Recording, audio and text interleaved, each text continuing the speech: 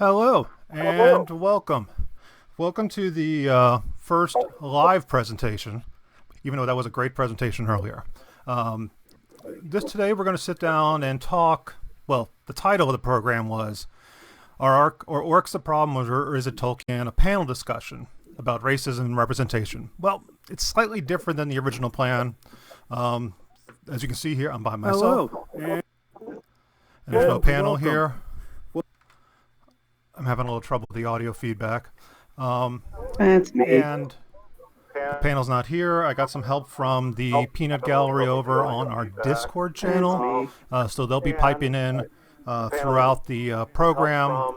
But mostly you're going to hear me with a discussion about orcs, because earlier this year there was a whole kerfuffle on Twitter where kerfuffles happened about someone making a post that the orcs and their origins within both Tolkien and Dungeons and Dragons is inherently racist in its tone, and a reactionary pushback that it's just a game and we should really just be not worried about that. So, with that in mind, what I'm going to do here is first I'm going to talk about sort of the history of orcs, like what the hell is an orc. We'll go with this sort of the epiological, the word meaning of orc, and we'll break it down where it comes from, find out it really means not what you think it means, and then how Tolkien turns it into a creature for his books, more fodder than thought out. More of a visual description than a thought-out being. And then we'll move on to Dungeons and Dragons, where it gets a little more fleshed out in terms of its social structure and so forth. And even play a little character in the half-orc. Then we'll also talk about some of the modern changes to that to both reform the orc and other things. So we're going to focus on the orc, but the conversation's not about orcs. It's about representation, author's intent, the arguments of today being applied to creations of the past, and that's where the archaeologist steps in, because these arguments are centered on things that were words that have long histories, books that are nearly a century old, but they are being used, they're being applied to events from today, to sort of like quote Foucault's sort of use of archaeology. It's not about recreating the past. It's about seeing how the past brings us to the point where we're at today. So that's sort of where we're going at there. So first, a little bit about me. I should have put that in front. I'm Bill Octor. I'm a contract archaeologist, so I'm not in the academy.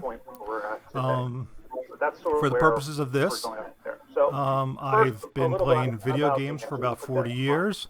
I've played tabletop role-playing games for about 30 years, and I've been a contract archaeologist for about 10 years.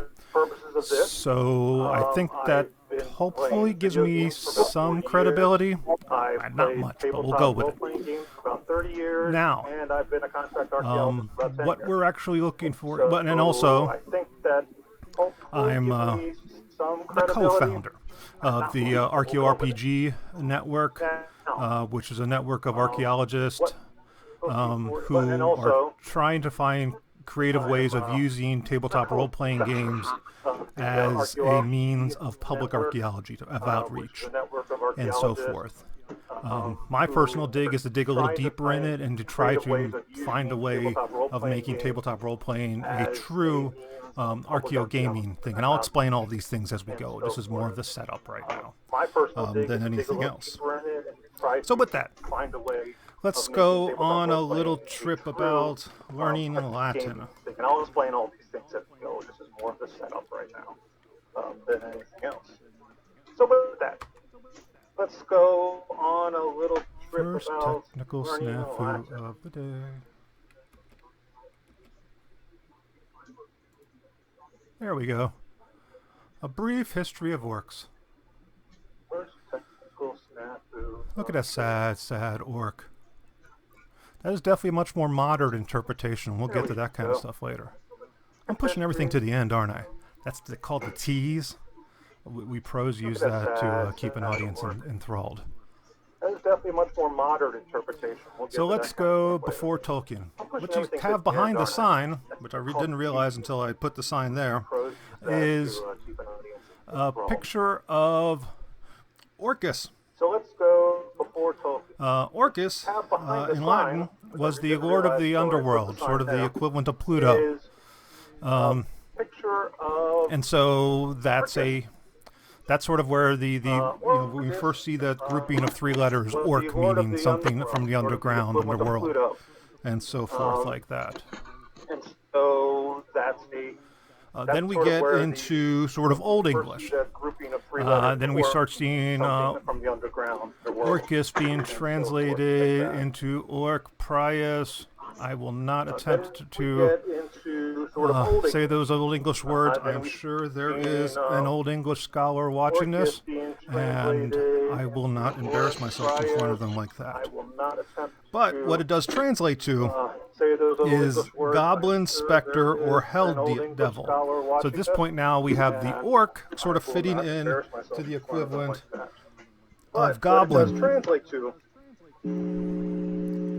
We also have a mentioning of a orc type of name, at least, within Beowulf. There's a single mention of it. And that translates into ogres and elves and devil corpses.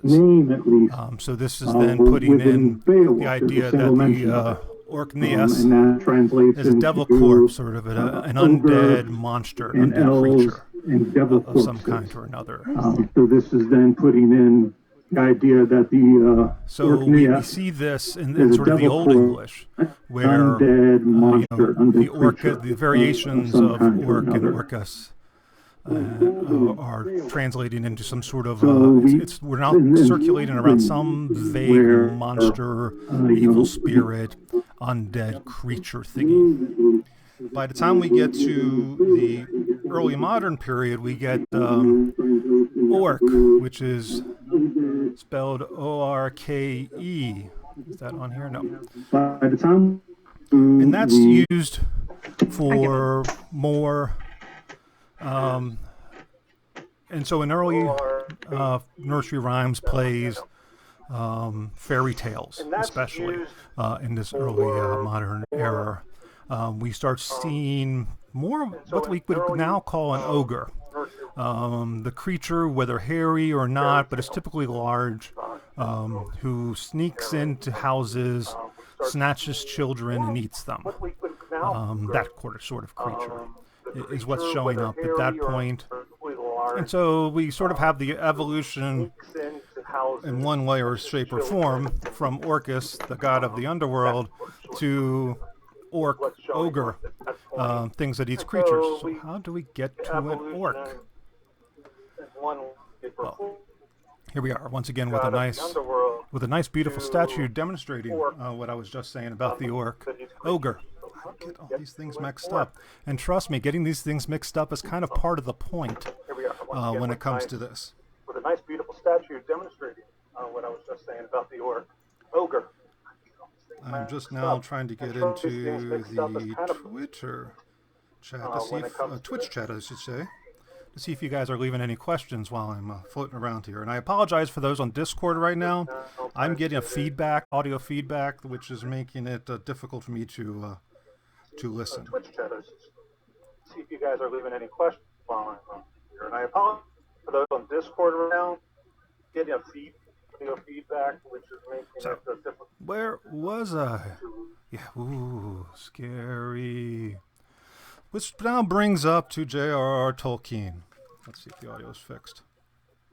How, in one way or shape or form, from Orcus, the god of the underworld, nope, to orc, ogre. Okay. Now brings up. So, for Tolkien, it would appear at first that the orc is strictly a fodder creature. It's a creature placed in the books in vague different spots, like in The Hobbit, it's mentioned twice, and its mentioning is then strictly the fact of the hobbits know what they look like. And it's sort of implied that they're just larger goblins. That becomes more fleshed out in Lord of the Rings, where they are pretty much larger goblins and somehow used in the creation of the Uruk-hai. But we never learn anything about orc culture, orc motives. There are no orc characters per se. There are some named orcs throughout the Lord of the Rings, but they seem to be more there to move the plot forward rather than to be there as a character per se. To take a quote from Tom Shipley, who was a Tolkien scholar, there can be little doubt that the orc entered Middle-earth originally just because the story needed a continual supply of enemy over whom one need feel no compunction. So the orc is there to be a creature that can just be slaughtered over and over again, and the reader will not feel bad about it. Sort of in the way of modern first-person shooters, if you put Nazis in there, or demons, if it's Doom, you don't feel as bad, or shouldn't feel as bad, or at least that's what the developers want you to think, as bad with that.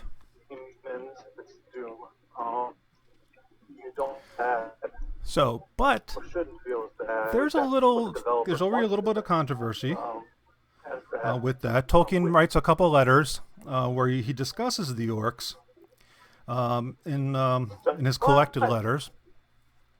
In letter 153, he mentions orcs who are fundamentally a race of rational incarnate creatures, though horribly corrupt, is no more so than many men to be met today.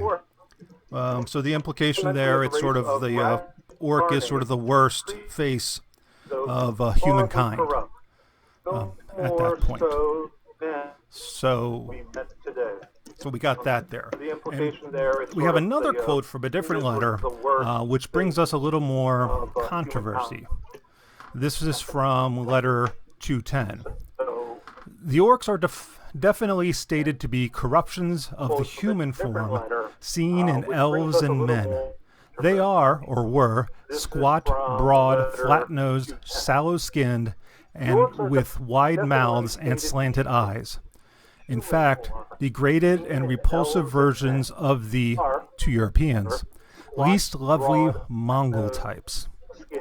Reading that definitely transfers this from a strictly fantasy makeup to a modeling after actual humans and making judgments upon appearance and qualities of said humans. These would be then humans from his perspective from the East, from Asia. So that definitely starts bringing us into sort of the troubles there. So much so that we have a John Magoun, Magoun, who, because of this and the use of the term Southrons from Harad, who are the sort of darker-skinned humanoids, which come to the aid of Mordor, he develops this moral geography of Middle-earth, with the north being simple people, the west being good people, south being sophisticated people, and the east being evil. So the northwest is the Shire. They're good, homely folks. The southwest is Gondor with good, complicated folks. The southeast is Mordor, evil and scheming, and Harad, evil and intricate. It's interesting that on this moral geography there is no northeast.